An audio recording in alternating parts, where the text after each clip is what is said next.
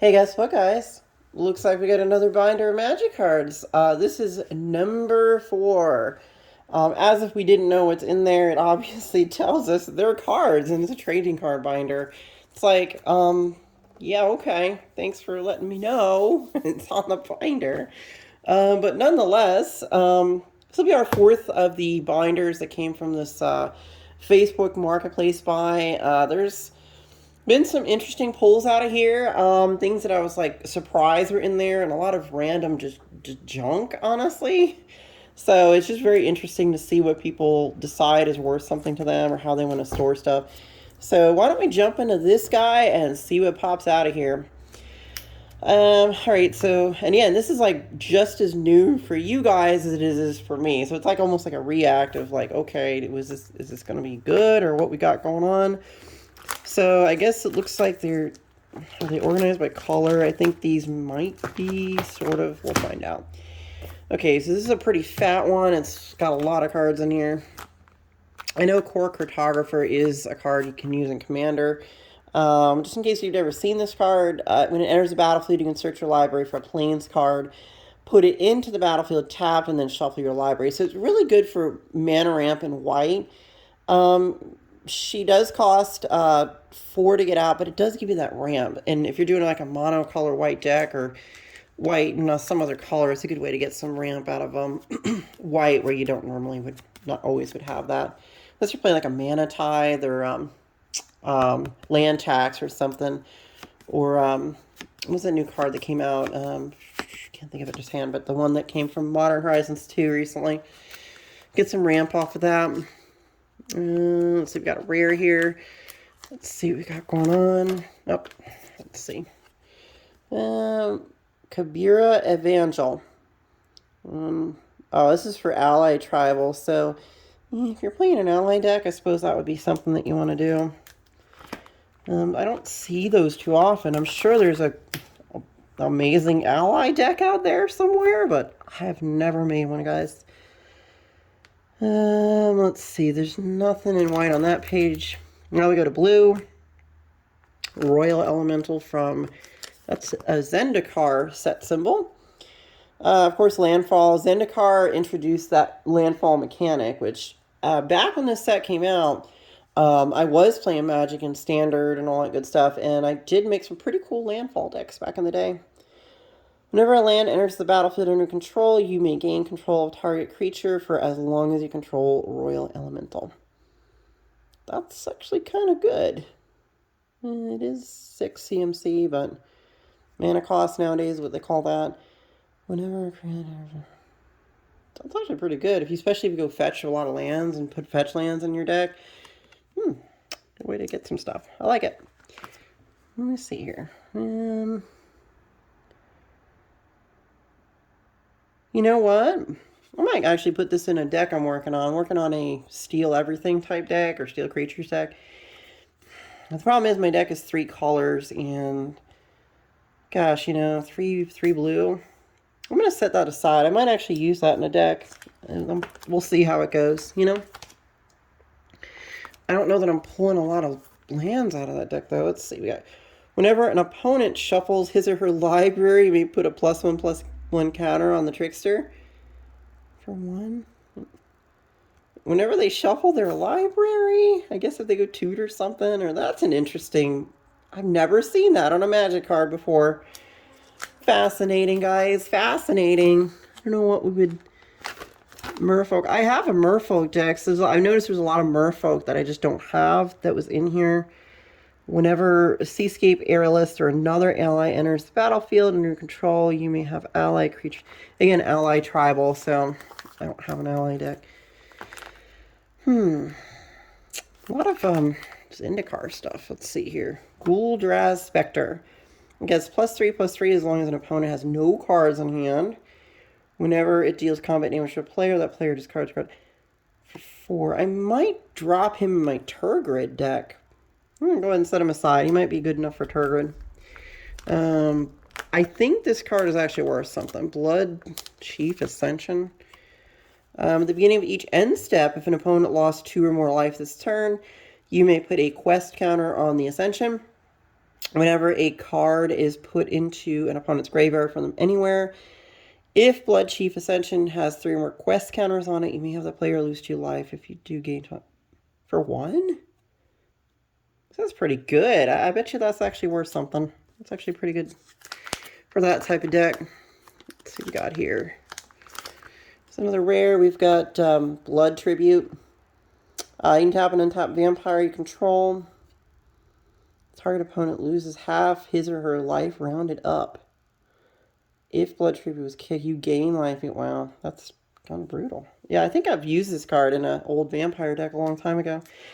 Again, I made a vampire, I think it's during the Zendikar block. I made a vampire deck. I combined some of the Zendikar cards with the, I want to say the Innistrad vampires and stuff. I made a pretty cool deck. Yeah, this makes sense. It's about that time. I had that guy in the deck. That Goldraz vampire. I wasn't really playing Commander back then. It was just all like either standard or modern. But they called it, I think, Type 1 and Type 2 or something. You know, that, jeez, that might give away my age. Jeez. Because they don't do that anymore. It's not really a thing. Kicker 7. Kicker 7 in black? I suppose if you're playing, I don't know, Cabal Coffers, I guess. Search target player's library for up to 3 cards. Exile them, then that player shuffles his or her library. If Sadistic Sacrament was kicked, instead search that player's library for up to 15 cards. Exile them, then that player shuffles his or her library. Suppose this might be good for like a, I don't know, a mill deck maybe?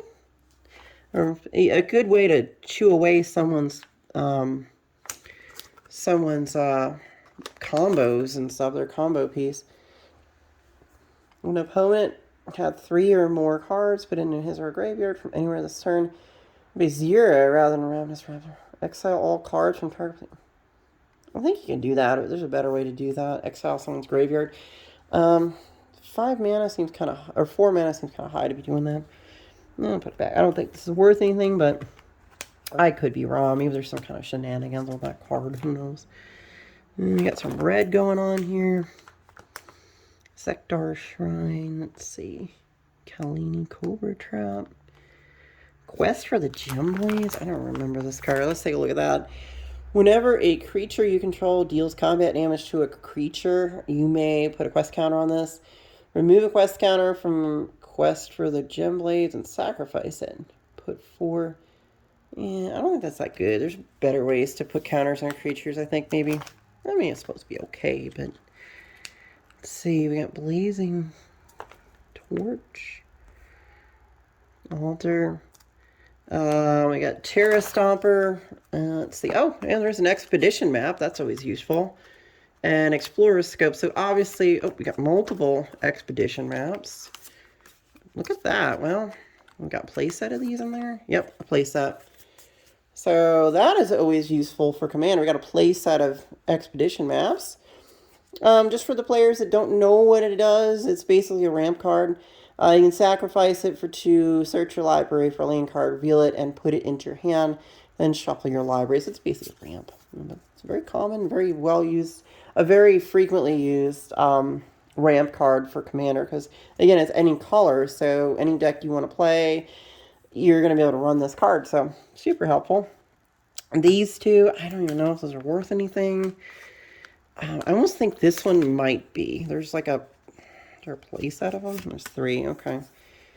Let's see. You can pay the mana and tap it to put an Aeon counter on it. Skip your turn. Remove an Aeon counter from her. Oh, wow. Okay. Well, it looks like you can take use this thing and take an extra turn if you want to sooner or later. But then you're skipping your turn. Maybe early game and then, I don't know, that's kind of interesting. I'm sure there's an interesting way to, like, break that. Let's see, we got, I know Explorer Scope is another ramp card. When a quick creature attacks, look at the top card of your library. If it's a land card, you may put it into the battlefield tab. Yeah, I remember this one being a ramp card. It's been a while. Let's see. What do we got here? Hedron Traveler. Landfall. Whenever land enters battlefield control, it's just a basic landfall card. Shrine of the Forsaken Gods. not bad. Obviously, you can, if you're doing colorless spells, you want to play this card because obviously you can tap it for the 1, but if you play any deck that runs just like total artifacts or Eldrazi or something, it's been mana to cast colorless spells. So if you're running like I said, an artifact deck, this is pretty much a staple land you want to put in there. It's so useful.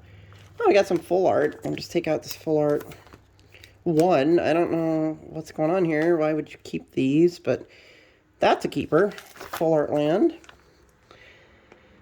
Nothing going on that page. Let's see what we got here. Terminate is a targeted removal card. There's 1, 2, 3, 4 targeted removal terminates. I'll just put them in with my commander box where I build decks from.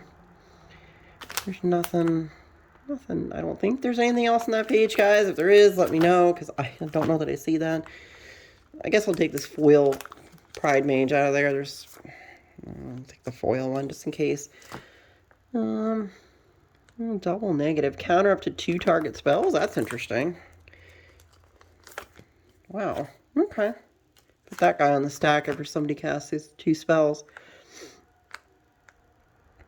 Stun Sniper. Okay. Wargate. It's funny. I just literally got this. I'm going to do a video of some cards I got from my local game store and some buys. I just got this card because I never had one from my LGS, but apparently now I have 2. Search your library for your permanent card with converted mana cost X or less, put it into play, and then shuffle your library. So it puts it into play. That's why I thought it might be kind of useful. We'll set it aside. Let's see. I don't think there's anything else on that page really worth looking at. We got Mark of the Asylum. I remember this card. I don't know if I used it. Let's see. Prevent all non-combat damage that would be dealt to creatures you control. That's actually cool. That's a good way to get rid of, like, direct damage and stuff. That's an interesting little shut somebody else down kind of thing. Paragon of the Amesha. Nothing there really that I know of. Oh, Path to Exile. There we go. Targeted removal. Let's go ahead and grab that. Just set that aside. Got some pretty good stuff here. Let's go ahead and stack them up. I need to find some little sleeves for these. I only had some, but I'm sure I've got some somewhere I can protect those with. I don't see anything else on this page really worth looking at. Maybe something I don't know there. What was this? Conflux? I think that was that block where it was like the different was it Conflux? Shards of Alara. I remember, you know, that set. That time period. I think it was like 2008 or something, maybe. 2008. Extractor Demon. Whenever another creature leaves play, you may have target player put the top 2 cards of his or her library into their graveyard, and he has unearthed for 6 mana. Kind of high CMC, but I think there's a way to, like, use that guy for something useful. Let's see. Nothing on that page. I can see. I don't see anything in particular here either. This looks pretty basic. Is that a foil Armillary Sphere? Oh, this is good. Hey, a foil Ancient Ziggurat. That's got to be worth something, guys. Look at that. Ancient Ziggurat foil. Add 1 mana of any color to your mana pool.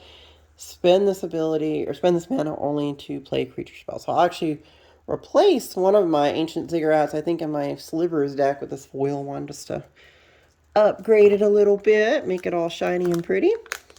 So we've got a foil Armillary Sphere. I think almost this might be the original printing of it from back in the day. It's a ramp card. It's frequently used in commander decks. You'll see this a lot in a commander deck because of the ramp it does. Let's see here. What else we got on this page? Font of Mythos. Yeah, I've actually seen this card played before. At the beginning, if each player's draw step, that player draws 2 additional cards. So it's like, it's basically a Howling Mine, but even better, I guess. And it's 4 mana. So definitely good for card draw. Remember, when you play cards like this, you're also advantaging your opponents by all having them draw cards. But if you can give them, like, if you can, like, burn people for having too many cards in their hand or something, then there's ways you can manipulate it. I think I've seen that manipulated before. Let's go ahead and see what we got here. Mind Lock Orb. I swear I've never seen this card. Players can't search libraries. Well, there you go. No more tutoring for your combo piece. Quit that. You're shut down. That's funny. I imagine there's ways to, you know, that card's really useful. You know, Timmy combo players just going in there like, I'm going to worldly tutor for my thing, or, okay.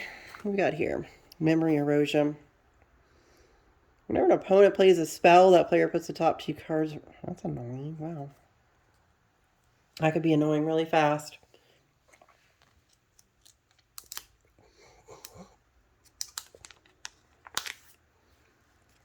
Got this interesting little owl here. Whoa. Wow.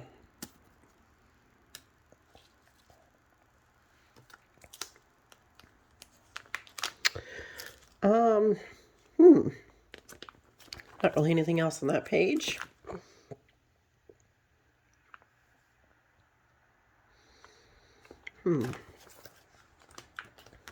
Nothing really here either.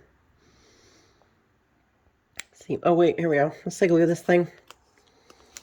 Immortal Coil. I don't even remember this card. Remove 2 cards from in your graveyard from the game and then draw a card. Okay, that's kind of useful if you have a lot of dredge and stuff going in your graveyard.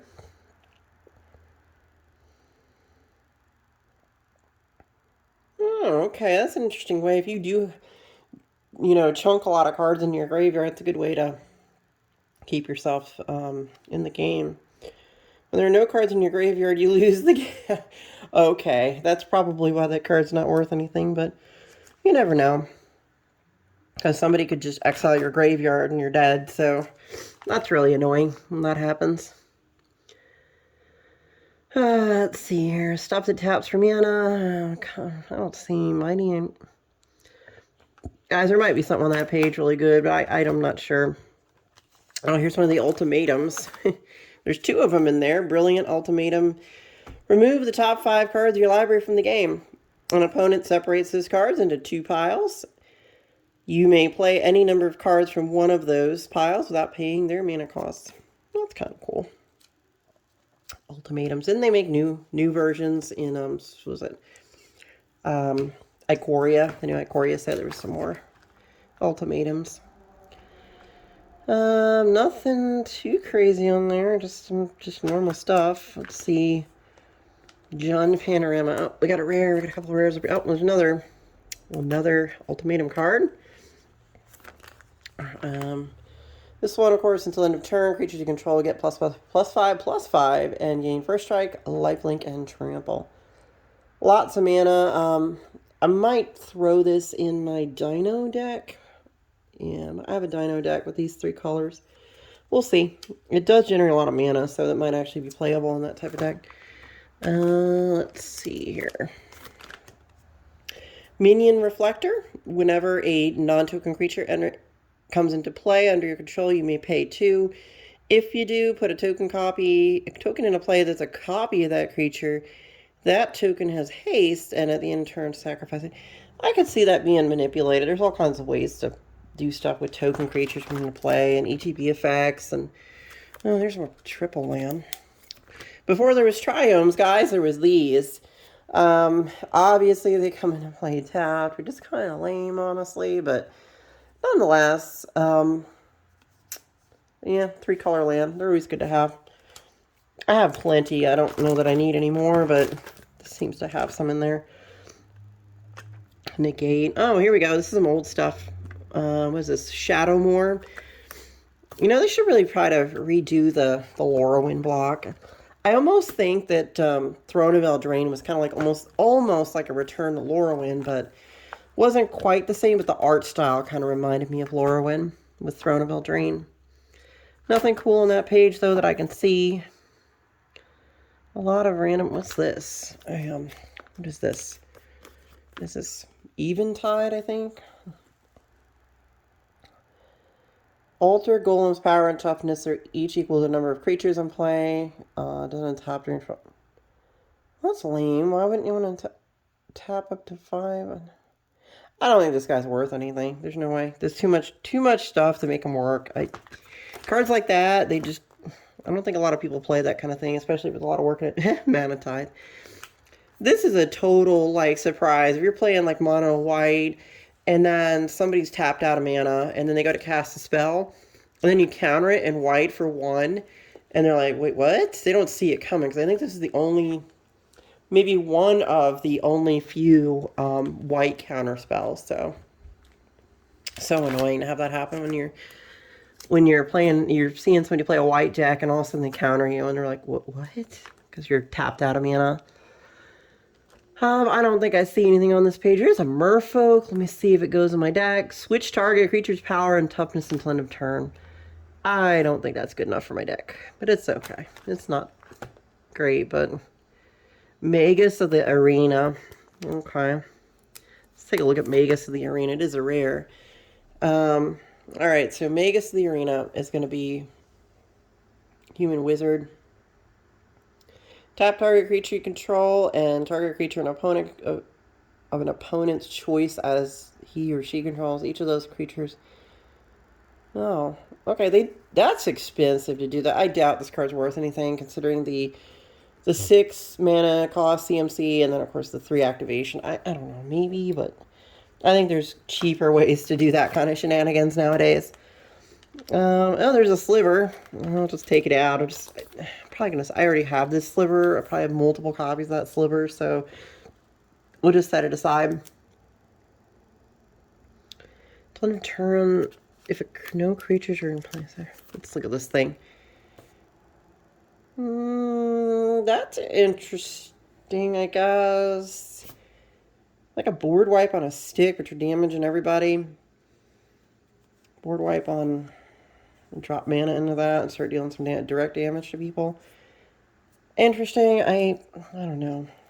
But it also damages you, so it's like, stuff that damages me. When I'm playing the game, like, well...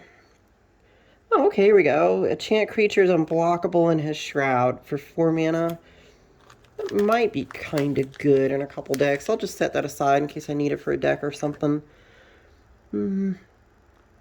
There's Future Sight.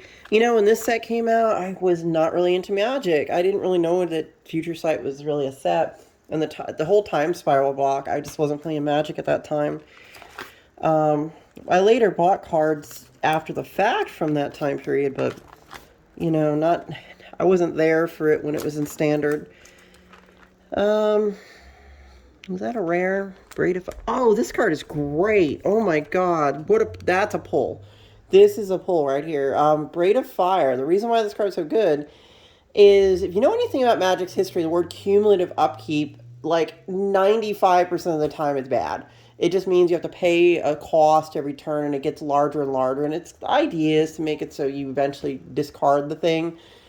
However, Braid of Fire, the cumulative upkeep is that you add a mana to your mana pool. So on turn 1 when you play this, well, during your upkeep, I'm sorry, after this is played, you add 1 mana. And then the second upkeep, you get 2. The third upkeep, you get 3. Do you see where I'm going with this? So the cumulative upkeep is actually a ramp. It's a mana ramp. It's one of the best mana ramps in Red I've ever seen. I've used this card. I'll take it. That is a really good pull. Guys, yeah, this card has been creeping up in value over the years. When people figure out and know what it is. Because, you know, I think this came from Cold Snap. Yeah, Cold Snap. It was like Ice Age 2. It was called Cold Snap.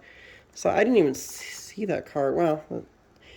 We got Worm Weaver Coil. Enchant green creature. Enchanted creature gets +6/+6. You can put it... Okay, well, you can enchant the creature and pay the 3 mana and sack it to put another worm... I don't know. That seems like a lot to do all that, you know? There's a lot faster ways to get the worms out. It is a rare, but I don't think that that's like a sought-after rare card. What's on this page? A lot of randomness, a lot of interesting randomness on here. Nothing I think that really stands out. Got some, oh, I got a sliver. I don't think he's worth anything, but I'll just set him aside. I always keep the slivers. You never know. Oh, this thing has been reprinted and Time Spiral remastered, but whatevs. We got a Mind Lash sliver. Let's pull him out. 2 of those. All slivers have 1. Sacrifices creature. Each player discards a card. Not that great, but it's not terrible. We got a rare here. Trader. Or excuse me, Tivator of Thorn. Kind of looks almost like Darth Maul or something. But first strike, protection from red. When Tivator of Thorn comes into play, destroy target goblin. Way too specific. This card's probably not worth it. It's probably a bulk rare. It's way too specific. Let's see. Nothing too crazy. Paradise Plume. Okay, that isn't that like a. Whenever a player plays a spell of the chosen color in the game on life, add 1 mana of any color you mana pool. It's pretty useful. Again, 4 mana. High CMC for this type of mana rock type deal, but I suppose it could have its uses. It looks like it's got some cool things going on with it. Oh, wow. What is this? Saviors of Kamigawa, I think. I think it's Saviors of Kamigawa. We're going back to Kamigawa here really soon, guys. This will be interesting. Creatures with power 2 or less can't attack you. That looks like it'd be really useful. I could see some decks I could put that in. Definitely keeps people like token builds from really messing with you. Until you get rid of that card. It's a pretty good pull. Was this Betrayers, I think, of Kamigawa? That one. And then Ghostlit. I don't know. Exile into Darkness. I've never seen this card. Let me go ahead and read that one. There's a playset there. Target player sacrifices a creature with converted mana costs 3 or less. At the beginning of your upkeep, if you have more cards in hand than each opponent, you may return it from graveyard to your hand. But it's 5 CMC. I don't know. I just don't think that's a thing that's going to get a lot of play unless you really know how to shenanigans that card somehow. I don't know. What do we have here? Peel from Reality. Return target creature you control and target creature you don't control to their owner's hands. I guess if you're trying to bounce stuff. Let's see what we got here. Enchant creature. At the beginning of your upkeep, put a creature token into play that's a copy of enchanted creature. That's kind of cool. I might be able, I have a deck I might want to try to use that in. I have a weird feeling it might actually be useful for some stuff. I don't see anything. What is this? Dwindling or Dowsing Shaman. Again, basic lands. I think some of these Ravnica lands might actually be worth more than $1 because they're out of print. They're one of the first. I think Ravnica was the first set that converted the magic cards to look like this. Before Ravnica, they had more of that classic feel. That I think there's a couple in here. Yeah, they look different. But Ravnica was the Ravnica City of Guilds. I think it came out in 2003. I want to say. Actually, let's find out. It's on the card. So Ravnica came out in 2005. Okay, so I think this might have been one of the first sets that had this particular card style as opposed to the prior card styles. Let's see. Avon, Flock, Ravnica lands. These actually, they're just basics, but I think these might be desirable to some people. Gosh, 9th edition commons. Like, why? I don't know that there's anything common that's that good. 9th edition. Gravedigger comes into play. You may return target creature card from your graveyard to hand. It's kind of useful if you're playing that tribal. Dancing Scimitar is a major reprint. I don't see anything too crazy on that page at all. What on earth? Well, this is an interesting card. It looks like, I mean, I've played Fist of Suns before in a deck, but look at this one. You pay the 4, I guess, to get that, to get the Wooburg back into your mana pool. So It's an interesting, strange ramp card. I'm just going to set it aside. I don't imagine that's worth anything, but I could be completely wrong. Oh, Trinket Mage, that was always a thing. Search your library for an artifact card, or convert a mana cost 1 or less. Go get your Soul Ring, reveal that card, and put it into your hand. If you do, shuffle your library. You can go get your Soul Ring for 1. It's kind of cool. Conjurer's Bauble. Ooh, that's an interesting one. I don't... Sacrifice it. You can put up to 1 target card from your graveyard on the bottom of your library. Draw a card. I guess it... I don't know. The bottom of your library. I guess you'd have to have another way to go get it out of your library. Like a way to tutor it back out. I don't know. Don't know if that's a great card or not, but we'll set it aside. Sawtooth. I know that there's a lot of cards in this set in the uncommon slot. They're actually worth some money. I think this is Dark Steel, if I remember correctly. Pretty sure it's Dark Steel. Yeah, nothing too crazy going on in Dark Steel there.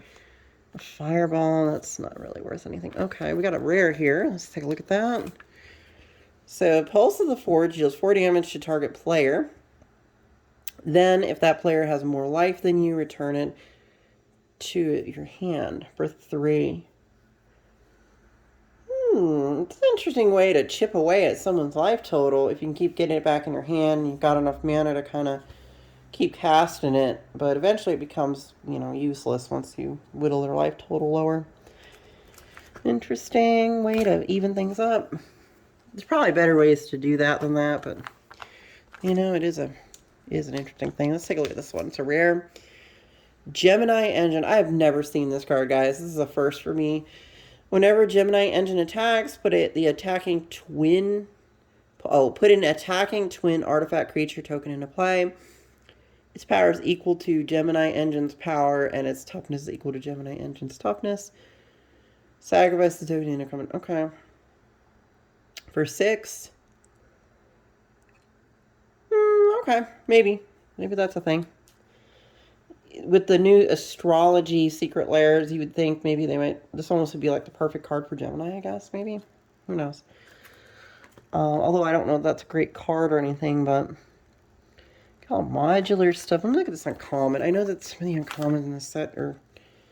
Equip creature has first strike and tap. Unattach. Sure Strike Trident. This creature deals damage equal to its power to target player equipped for 4. Okay, kind of shenanigans, but interesting. Firefly, let's take a look at this one. This set has always been... I actually did not play Magic during Dark Steel. It was that time period I just wasn't really in the game. Flip a coin. If you win the flip, you put a 2/2 Wirefly artifact creature token with flying into play. If you lose the flip, destroy it. Okay, whatever. I don't know if that's any good, but we're just, you know, interesting to see it. Actually, I want to make a correction, guys. I just realized Mirrodin. It was Mirrodin, the first Mirrodin set that was the first ones to use the new frames. I just thought about that. I think that after Mirrodin was the next block, I believe, may have been Ravnica. So this is original Mirrodin, which came out in 2003. Just had to think about that for a second. Yeah, Mirrodin was the first one. Then it was, I think, Ravnica, City of Guild, and Guild Pact, and Dissension. So those were like some of the earlier sets that used this particular format of cards. Looks like we got some Champions of Kamigawa. We got a rare here. Let's take a look at that. Let's see what we got in this. So we got Gifts Ungiven. Search your library for 4 cards with different names and reveal them. Target opponent chooses 2 of those cards. Put the chosen cards into your graveyard and the rest in your hand. Then shuffle your library. That's pretty cool. Alright. Actually, no, I'll keep that out. It's a rare. And then... I don't know, guys, about these commons and uncommons. If anything's good on there, just drop it in the comments and say, hey, Ivy, check this card out because XYZ. You tap an untap creature you control to untap enchanted creature. That's interesting. I can see that being used. I don't know if there's anything... Bone Reader. I don't know about that. Those cards, I'm not sure. It would have been nice if there was a Sensei's Divining Top in here. That would have been an epic, epic pull. You may change any target's arcane spell. I don't see anything on this page. It really is super stand out. Maybe, again, you guys might know more about this set than I do. Let's look at this uncommon real quick. Let's see what we got. Quick creature gets +1/+1 for each charge counter on the blade. Whenever a quick creature deals combat damage, put a charge counter on the blade. 2 to equip. Maybe. Voltron build. Might be okay in a Voltron build, I suppose. Coastwater, flying protection from green. Who cares? We got a rare. At the beginning of your upkeep, you may put a 1/1 white spirit creature token into play with flying. So, considering Kamigawa is, I assume, has a lot of spirits in it. And there's, I think Innistrad has spirits, or at least it used to. That might be a good a tribal affinity card for that. Mana Leak. Steal artifact. That's annoying always. Nothing on that page I can see. Oh, now we're getting into the old stuff. Onslaught. Destroy target enchantment. Oh, Words of Worship. It's an Onslaught rare. Next time you would draw a card this turn and gain 5 life. Gains 5 life instead? So you don't get to draw a card? Okay. I don't know if that's that good then. I suppose if you had a lot of other ways to draw cards, like Rhystic Study and then other things, and you can throw that in a life gain deck, maybe. I don't see anything too... Well, here's a rare. Let's take a look at this. What's this? What's this set? I'm trying to think. Little coil dragon. It's like Torment or something. Attacking doesn't cause Reborn Hero to tap, so it's... Okay, so it's got Vigilance.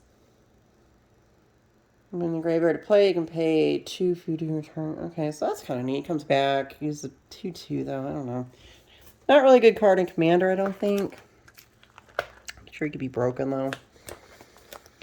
Every Magic card, sooner or later, people find a way to break it and do some crazy stuff with it. Oh, looks like we have this Odyssey. Attacking doesn't cause Wayward Angel to tap.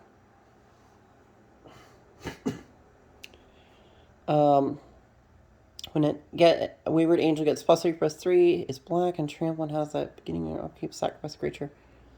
I don't know if that's any good. I mean, sacrificing your own creatures, it's not very fun.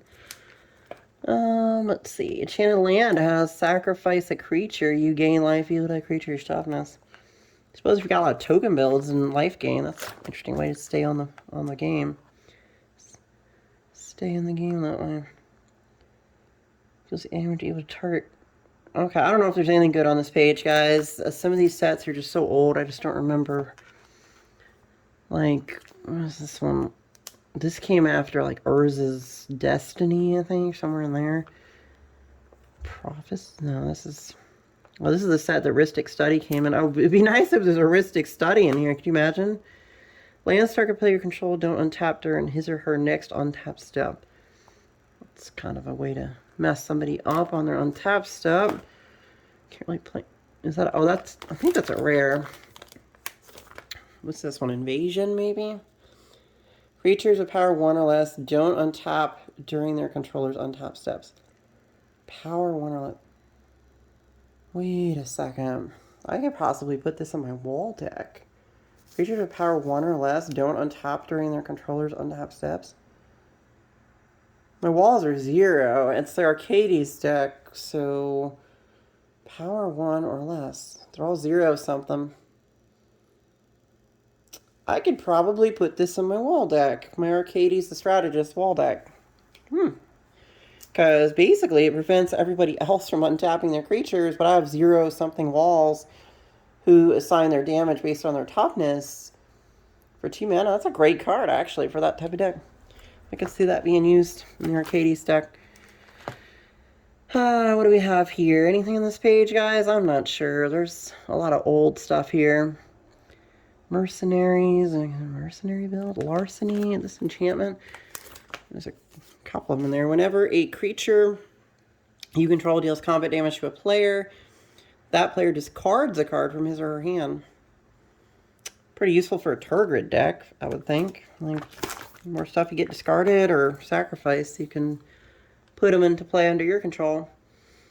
Lots of commons from Urza's Saga. Oh gosh, I wish that was the one that you can tap and get all your enchantments, or you can tap it for each enchantment you have in play.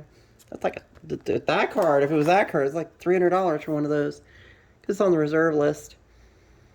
Goblin Bombardment. Sacrifice a creature. Goblin Bombardment deals 1 damage to... I almost have a feeling this might be a thing. I'm not sure. I'm just going to set it aside since I'm working on a goblin deck. Mog Raider. Sacrifice a goblin. Target creature gets +1/+1. This is like Portal. Portal Second Age. Tempest. I don't know if any of these are any good. I do not see any reserve list cards in there. Oh wait, this is on the reserve list. This is a rare. This is actually a reserve list card. Benthic Jin with Island Walk, 5/3, cost 4. During upkeep, you lose 2 life. It's kind of stupid, but nonetheless, this goofy card's on the reserve list. It's got interesting art. I mean, it's almost like abstract art or something going on there. Really pretty. It looks like something like a painting in a museum. Okay, so we've got some interesting pulls in here. That's a reserve list card, which I won't complain about a reserve list card. I don't know, guys. I don't know that these are... Is Lobotomy a rare? I don't... Because there was a time, I think, Tempest, right before Urza's Saga, none of them had color to indicate the rarity. So I almost think this might be an uncommon or rare. I'm not sure, but I don't think it's on the reserve list. Now, why would anyone put, like, these are commons and uncommons, I think, from... Hey, it's Timmy. Timmy. I don't see anything in there. And then some lands. No, let's keep this forest. That's kind of cool. It's an old school forest. Look at that. Look how green that is and how it's in pristine. It's good shape. We'll keep it aside.